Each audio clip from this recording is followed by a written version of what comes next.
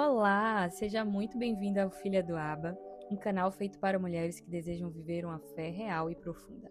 Aqui a gente tira a maquiagem da perfeição, os rótulos que colocaram sobre nós e vamos focar apenas na verdade das Escrituras. Sente no lugar confortável, pegue papel e caneta, abra o seu coração para que juntas possamos transformar as nossas experiências diárias em degraus para uma vida mais próxima de Deus. Me chamo Ana Jéssica Mâncio e é uma alegria ter você aqui comigo. E hoje nós vamos falar sobre uma vida sem propósito. E eu vou começar falando para vocês de detalhes pessoais da forma que eu me sentia antes de ter o encontro com Jesus. E talvez você se identifique com algum desses pontos. Isso vai ser um sinal maravilhoso, porque significa que você está no lugar certo. Eu vou ler para vocês um texto que eu escrevi logo no início da minha conversão. E eu postei nas redes sociais. E era um pequeno desabafo da forma que eu me sentia. E às vezes as pessoas mais próximas de nós, elas não imaginam quanta coisa nós carregamos dentro. E isso é para abrir aqui, um pouco do meu coração para vocês. Vamos lá. Uma vida sem propósito era o que eu estava vivendo. Dormia, acordava, trabalhava, pagava contas e no mínimo de tempo que sobrava, eu buscava me distrair com momentos de lazer, com festas, com farras, com amigos, com coisas que me distraíssem, E esses momentos tinham que valer pela vida inteira. Então, eu queria extravasar, geralmente queria beber até cair. Eu sempre usava essas frases tipo, quem tem limite é município. E essas coisas, para me definir nos rolês.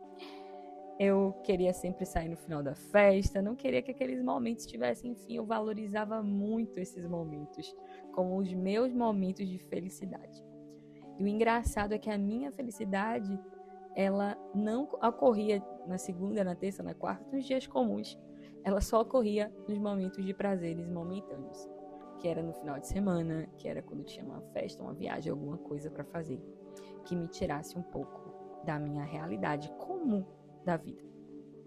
E eu segui experimentando esses momentos. Sim, vivi muita coisa boa, com pessoas que amo, com amigos, que a vida me presenteou, me deu. E os prazeres são de fato bons, as festas são boas, as músicas são boas, as bebidas são boas.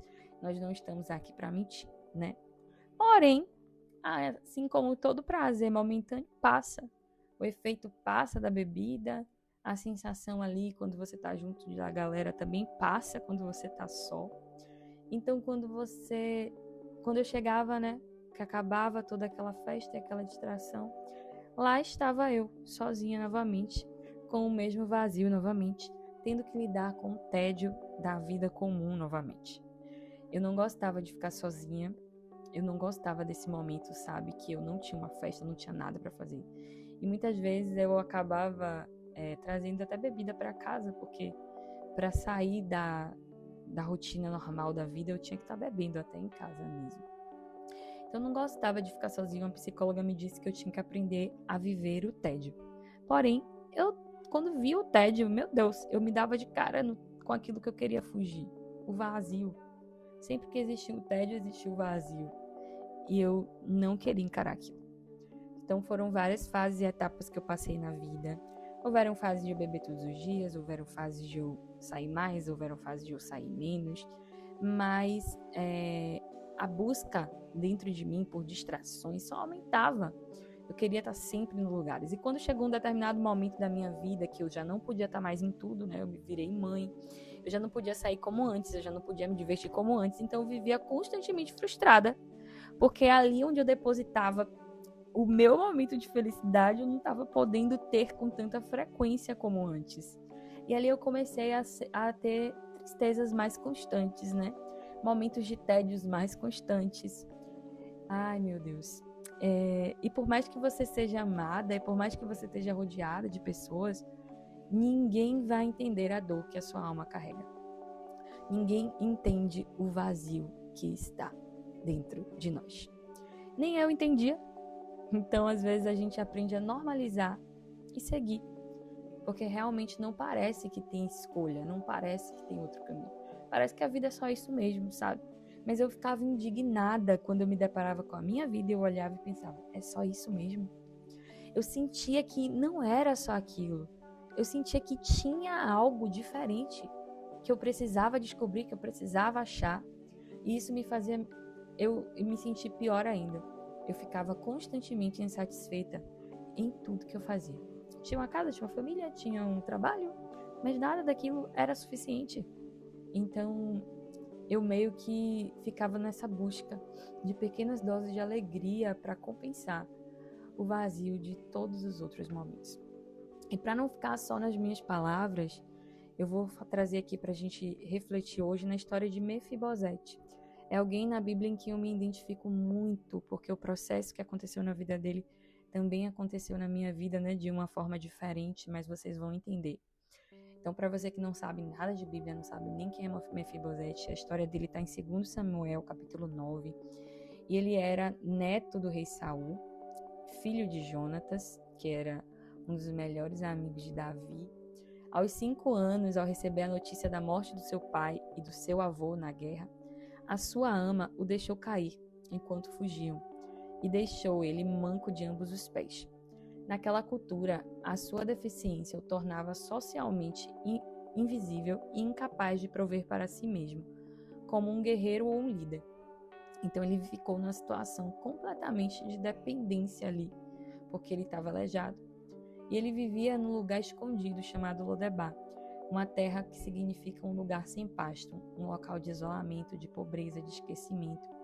Ele vivia de favor na casa de um homem chamado Maquir, longe dos luxos da sua linhagem. Imagina, ele era neto de um rei, só que ele não vivia como neto de um rei. Ele vivia numa situação completamente oposta, né, a uma vida no palácio. E ali era comum que o novo rei eliminasse todos os descendentes do rei anterior, para evitar rebeliões ou reivindicações ao trono. Por isso, Mefibosete ainda vivia sobre um medo, sentindo-se como se ele fosse uma ameaça para o reino, embora ele não tivesse poder algum.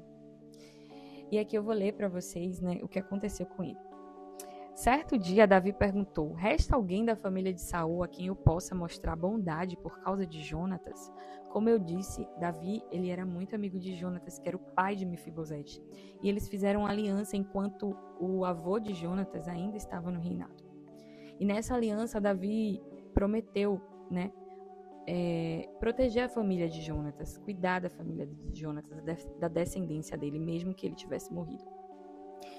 E havia ali um servo da família de Saul, cujo nome era Ziba, e o trouxeram até Davi.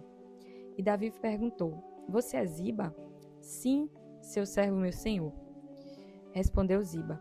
Então o rei lhe perguntou: resta alguém da família de Saul que eu poderia mostrar a bondade de Deus para com ele? Um dos filhos de Jonatas ainda está vivo, respondeu Ziba, e ele é aleijado dos 2 pés. Onde ele está? Perguntou o rei. E Ziba respondeu: em Lodebar, na casa de Maquir, filho de Amiel. Então Davi mandou buscá-lo na casa de Maquir. Seu nome era Mefibosete, filho de Jonatas, filho de Saul. Quando compareceu diante de Davi, curvou-se com o rosto no chão, e Davi disse: saudações, Mefibosete. E Mefibosete respondeu: aqui está seu servo, meu senhor. Não tenha medo, disse Davi. Quero mostrar bondade a você por causa de Jonatas, seu pai. Vou lhe dar todas as terras que pertenciam ao seu avô Saul, e você comerá sempre aqui comigo, na mesa do rei. Mefibosete se prostrou e disse: quem é seu servo, para que o Senhor mostre bondade a alguém como eu, que não vale mais do que um cão morto? Então, vou dar uma paradinha aqui, para dizer assim, na vida de Mefibosete, assim como na vida de Mefibosete, na minha vida, eu achava que não tinha condições de nada de bom acontecer. Tipo assim, era aquilo ali, eu tinha que me conformar com aquilo, mesmo que no meu interior eu tivesse uma sensação de que tinha algo mais. As minhas circunstâncias, a minha vida, me faziam acreditar que não existia. E aqui nessa história, Davi, ele vai representar Deus. Aleluia. Olha só o que aconteceu. Davi perguntou: resta alguém na família de Saul a quem eu possa mostrar bondade por causa de Jonatas? E Jonatas eu vou substituir por Jesus. Então Deus, ele perguntou: alguém que eu possa mostrar bondade por conta do meu filho Jesus? E esse alguém é eu e você. Isso significa que, mesmo a gente se achando esquecida, perdida, ou que é só essa vida que a gente tem, Deus continua demonstrando e procurando alguém quem ele possa mostrar bondade através do seu filho. E assim foi que Jesus me encontrou. Aleluia! E quando eu menos imaginei, eu tive um encontro com Jesus e ele me mostrou que Lodebar, que aquele lugar que eu vivia, que eu achava que era normal, não era o meu lugar e que existia sim algo melhor. E esse rei Davi, que significa o nosso rei Deus, nos coloca para sentar na mesa com ele, nos coloca no lugar de honra, nos coloca no lugar de plenitude. E isso não é só no exterior, no físico, né, no significado de riquezas materiais, mas isso começa dentro de nós. E quando Mefibosete se prostra diante do rei, ele fala assim: quem sou eu? Um cão morto, eu não tenho mais valor que um cão morto. Era assim que eu me sentia quando Jesus me encontrou. E eu falava assim a mesma coisa para Deus, eu nem conhecia a Bíblia direito. Um dia eu estava orando e eu falei para Deus: quem sou eu, Senhor? Eu sou um cão morto. Sabe, eu sou tão insignificante, eu não sou ninguém. Sabe por que o Senhor veio até a mim? Por que o Senhor se apresentou para mim? Por que o Senhor está aqui na minha casa, ouvindo a minha oração, falando comigo? E eu abri a Bíblia e o Senhor me deu essa passagem. Porque ele resolveu mostrar a favor, a bondade dele para alguém através de Jesus. E esse alguém que foi encontrado foi eu. E esse alguém que pode ser encontrado agora é você que está ouvindo essa mensagem.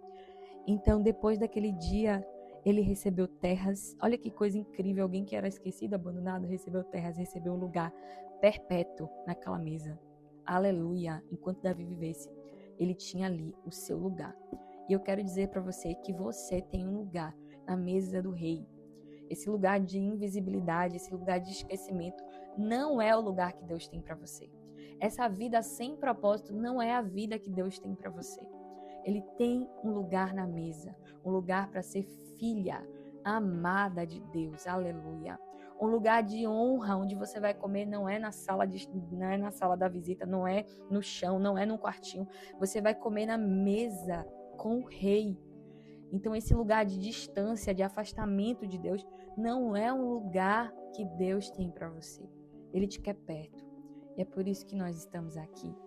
Então eu deixo essa mensagem para que você possa refletir, leia na sua casa, leia 2 Samuel, capítulo 9, deixe que o Espírito Santo fale com você, em nome de Jesus.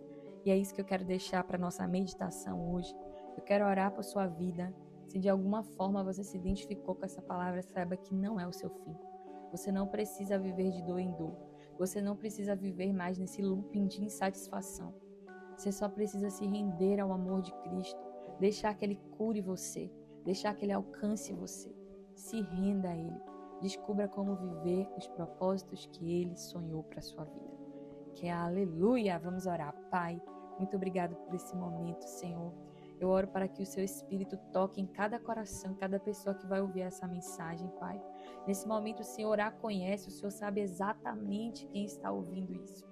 E eu oro para que, em nome de Jesus, o Senhor venha perdoar de todos os pecados, Senhor. Que o Senhor venha remover todas as mentiras que fazem com que essa pessoa se afaste de Ti, se considere como um cão morto. Em nome de Jesus, que hoje o Senhor enche esse coração de esperança, que ela saiba que há esperança na vida dela, que não importa a situação que ela esteja, não importa se ela tem algo que a torna invisível na sociedade, se ela tem uma depressão, se ela tem uma doença, se ela tem uma ansiedade, ou até ela tem um problema de deficiência física. Meu Deus, que essa pessoa, em nome de Jesus, seja tocada pelo Teu Espírito Santo, pelo Teu amor, que o Senhor encontre ela, meu Deus, no trabalho, na casa, no quarto, e onde ela estiver, Senhor, ela sinta a Tua presença, ela saiba que não sou eu que estou falando, mas é o Senhor que resolveu falar ao coração dela nessa manhã, nessa tarde, nessa noite, no horário que ela estiver ouvindo essa mensagem. Pai, toca, Deus. Converte o coração, Senhor. Quebranta, Pai. E em nome de Jesus, perdoa os pecados. Escreve o nome dessa pessoa que ouviu essa mensagem, que entendeu, que se rende ao Senhor nesse dia. Escreve no teu livro, Pai, e que ela possa caminhar descobrindo, Pai, como viver os teus propósitos para a vida dela a partir de hoje. É isso que eu te peço e te agradeço em nome do Pai, do Filho e do Espírito Santo. Aleluia! Glória a Deus. Que a graça e a paz de Cristo domine sua mente, o seu coração. E nós nos encontramos na próxima semana. Compartilhe essa mensagem para alguém, se o Senhor falou ao seu coração. Compartilhe com outras pessoas, em nome de Jesus, se inscreva no canal e fique atento que na próxima quarta-feira nós estaremos aqui com outra mensagem do Senhor para edificar os nossos corações.